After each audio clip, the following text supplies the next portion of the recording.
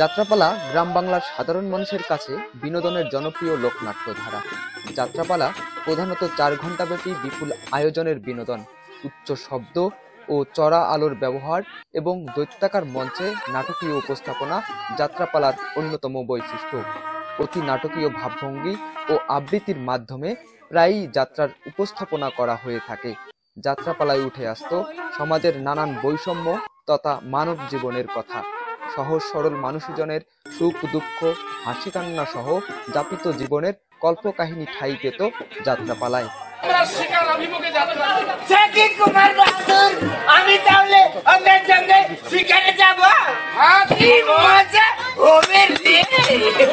ষাট দশকে গ্রামীণ জনপদের চিত্ত বিনোদনের অন্যতম মাধ্যম যাত্রাপালার ঐতিহ্য কালের বিবর্তনে বিলুপ্ত হয়ে গেছে।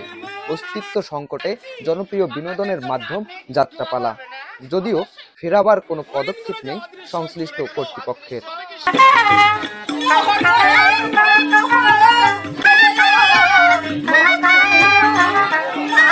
মালিকপক্ষ ও আয়োজক কমিটির উচ্চাকাঙ্ক্ষার কারণে এই শিল্পকে কুলুষিত করা হয়েছে।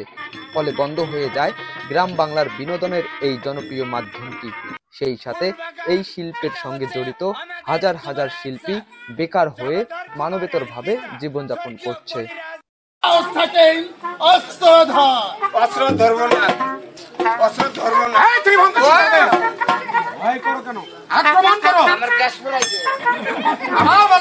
সিনেমার পর দেশের সবচেয়ে জনপ্রিয় মাধ্যম ছিল যাত্রাপালা।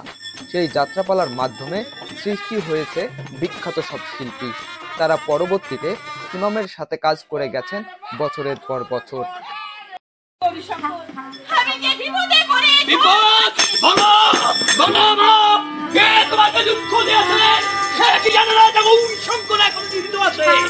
একাত্তরের স্বাধীনতা আন্দোলনেও ছিল যাত্রাপালার বিশেষ অবদান। দেশ স্বাধীনের পর একটি দুষ্ট চক্র যারা এই যাত্রা শিল্পকে এমন এক জায়গায় নিয়ে যায় যে পারিবারিক বিনোদনের মাধ্যমটি নোংরামিতে ভরে যায়।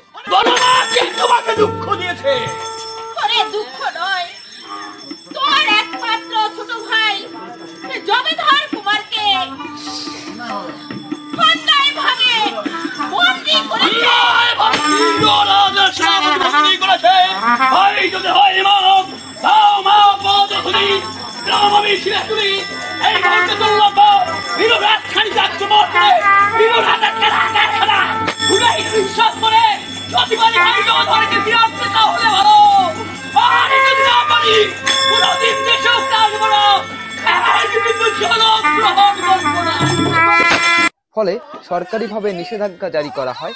এর উপর বন্ধ হয়ে যায় যাত্রাপালার সকল ধরনের কার্যক্রম।